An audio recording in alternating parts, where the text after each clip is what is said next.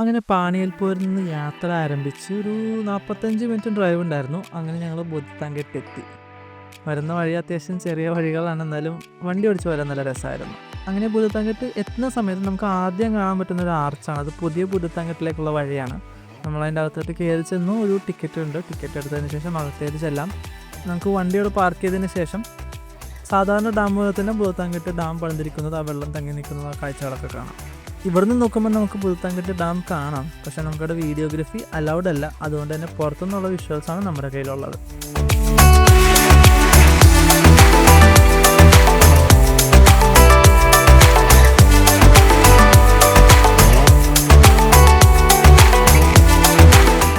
അതുപോലെ തന്നെ പ്രായമധ്യേന എല്ലാവർക്കും ആസ്വദിക്കാൻ വേണ്ടി ബുദ്ധങ്കെട്ടിൻ്റെ സൈഡിലൊരു പാർക്കുണ്ട്. അത്യാവശ്യം വലിയ പാർക്കാണ്. ഒരുപാട് എക്യുപ്മെൻറ്റ്സും ഉണ്ട്. അങ്ങനെ ഇന്ന പ്രായത്തിലെ കുട്ടികൾക്ക് മാത്രമൊന്നുമില്ല, മുതിർന്നവർക്കും ആസ്വദിക്കാൻ പറ്റുന്നൊരു പാർക്ക് തന്നെയാണത്. ഭൂതത്തങ്കെട്ട് എന്ന ഈ ഡാം എറണാകുളം ജില്ലയിലെ കോതമംഗലത്ത് നിന്നും 10 കിലോമീറ്റർ മാറിയാണ് സ്ഥിതി ചെയ്യുന്നത്. പുതിയ ബുദ്ധങ്കെട്ടിൽ വീഡിയോഗ്രാഫി അലൗഡ് അല്ലാത്തതുകൊണ്ട് തന്നെ നമ്മൾ ഇവിടെ നിന്ന് ഇറങ്ങുകയാണ്. നേരെ പഴയ ബുദ്ധങ്കെട്ട് തൊട്ടടുത്ത് തന്നെയുണ്ട്, അങ്ങോട്ടേക്ക് ചെന്നു. ഈ പഴയ ബുദ്ധങ്കെട്ടിനെ പറ്റി ഒരുപാട് ഐതിഹ്യങ്ങളും കഥകളും ഉണ്ട്.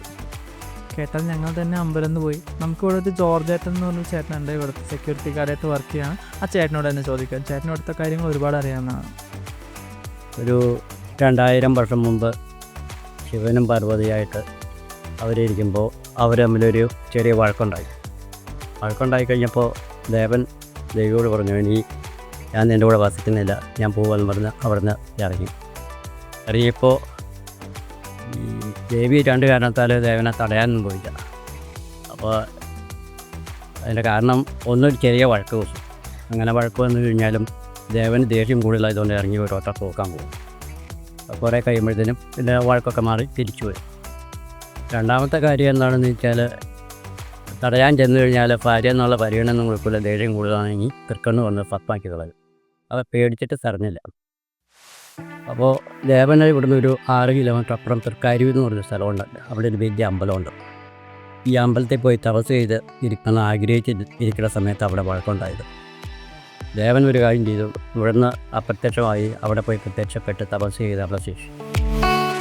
അങ്ങനെ മാസങ്ങളും പലത് കഴിഞ്ഞപ്പോഴത്തേനും ഈ കൈലാസത്ത് പൂജയും വഴിപാടൊക്കെ ചെയ്യുമ്പോൾ അതിനൊരു പ്രതിഫലം ഇല്ലാത്ത അവസ്ഥ വന്നു. അപ്പോഴാണ് ദേവിക്ക് മനസ്സിലായത് ദേവനില്ലെങ്കിൽ കൈലാസം ശൂന്യതയെന്ന് മനസ്സിലായി. അങ്ങനെ മനസ്സിലായപ്പോൾ ദേവനെ അന്വേഷിച്ച് ദേവി പുറപ്പെട്ടു. അങ്ങനെ പല ദിക്കിലും അന്വേഷിച്ച് തുടങ്ങുമെന്ന് അവിടെ പോയി കണ്ടുപിടിച്ചെങ്കിലും ആധികാരികമായിട്ടൊന്നും പിടിച്ചുകൊണ്ട് പോക്ക് നടക്കില്ല.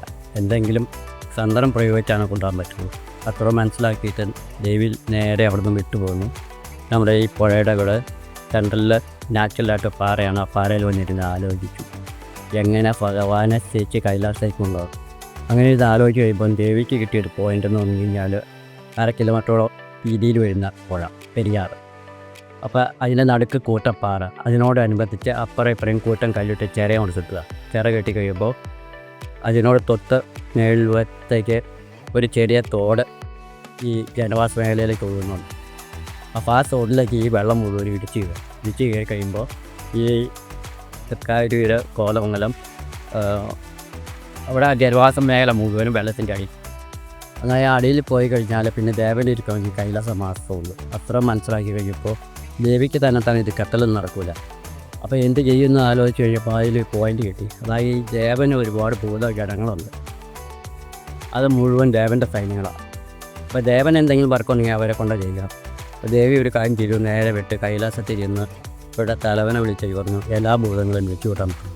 അങ്ങനെ ഈ ഭൂതങ്ങളെ മുഴുവനും വിളിച്ചു കൂട്ടി കഴിഞ്ഞപ്പോൾ അവരുടെ അടുത്ത് ദേവി പറഞ്ഞു, ദേവൻ പഴങ്ങിപ്പോയി, നമുക്ക് ദേവനെ തിരിച്ചു കൊണ്ടുവരണം. അതിന് നിങ്ങൾ എനിക്ക് വേണ്ടി പെരിയാറിന് കുറുകെ ഒരു ചിറ കെട്ടി കൊടുക്കണമെന്ന് ആവശ്യപ്പെട്ട് കഴിഞ്ഞപ്പോൾ ഈ ഭൂതത്തന്മാർ ഒറ്റ എണ്ണം അനങ്ങിയില്ല. അനങ്ങാത്തതിൻ്റെ കാരണം ഇവർക്കും ദേവനെ പേടിയാണ്. ദേഷ്യം വന്ന ദേവൻ അവരും തൃക്കണ്ണ് വന്ന് ഭസ്മാക്കുകയായി. അതുകൊണ്ട് പേടിച്ചിട്ട് ഇവർ അനങ്ങിയില്ല.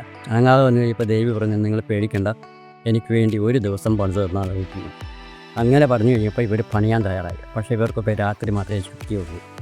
ഇങ്ങനെ പകല് ശക്തി ക്ഷയിച്ചു. അങ്ങനെ ഇവർ രാത്രി പുഴയുടെ ഇങ്ങേ സൈഡിൽ നിന്ന് പണിത് കൊണ്ടുപോയി ആ പാറയിലേക്ക് മുട്ടിക്കുക സെൻട്രലിൽ. അത് കഴിഞ്ഞപ്പോഴേക്ക് അപ്പുറം കയറിയിട്ട് അവിടെ നിന്ന് ഇങ്ങോട്ട് കെട്ടി വന്നു കഴിയുമ്പോഴത്തേനും ഒരു 30 മീറ്റർ സ്ഥലം കൂടെ പൂർത്തീകരിക്കാനുണ്ട്. അപ്പോഴത്തേനും ഈ ഭാഗത്തുണ്ടായിരുന്ന കല്ലുകളൊക്കെ തീർന്നു പോയി. മുഴുത്ത ഒരു 12 കല്ലും കൂടെ കിട്ടിയാൽ അവർക്ക് പൂർത്തീകരിക്കാം. അപ്പോൾ അപ്പുറ സൈഡിൽ കിടക്കുന്ന സ്ഥലം എന്ന് പറഞ്ഞാൽ ഇതൊരു വെക്കേടിയാണ്. ഒരുപാട് സ്ഥലമുണ്ട്. അതിൻ്റെ ടോപ്പിൽ ഒരുപാട് മുഴുത്ത കല്ല് കിടപ്പുണ്ട്.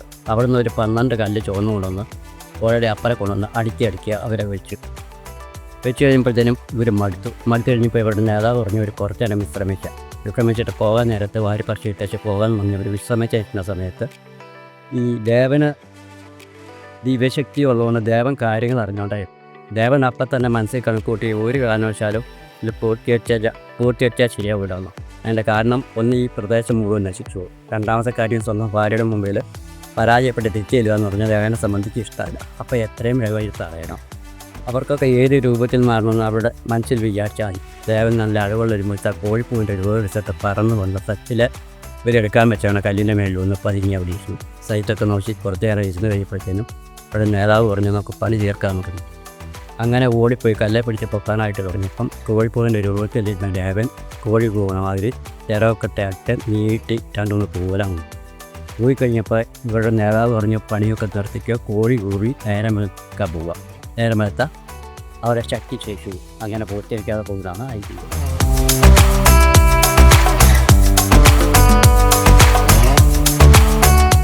ശരിക്കും ഈ ഒരു പഴയ ഭൂതത്താൻകെട്ട് ഡാം കാരണം 4ാമത്തെ സെഞ്ചുറിയിലും 1341 വലിയൊരു വെള്ളപ്പൊക്കം ഇവിടെ ഉണ്ടായിട്ടുണ്ട്.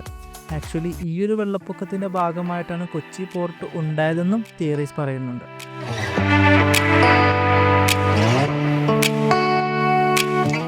അപ്പോൾ ഇന്നത്തെ വീഡിയോ അവസാനിക്കുകയാണ്. പാണിയിൽ പോര് ഭൂതത്താൻകെട്ട് 1 ഡേ ട്രിപ്പിനുള്ള കാര്യങ്ങളോട് ഒരുപാടുണ്ട്.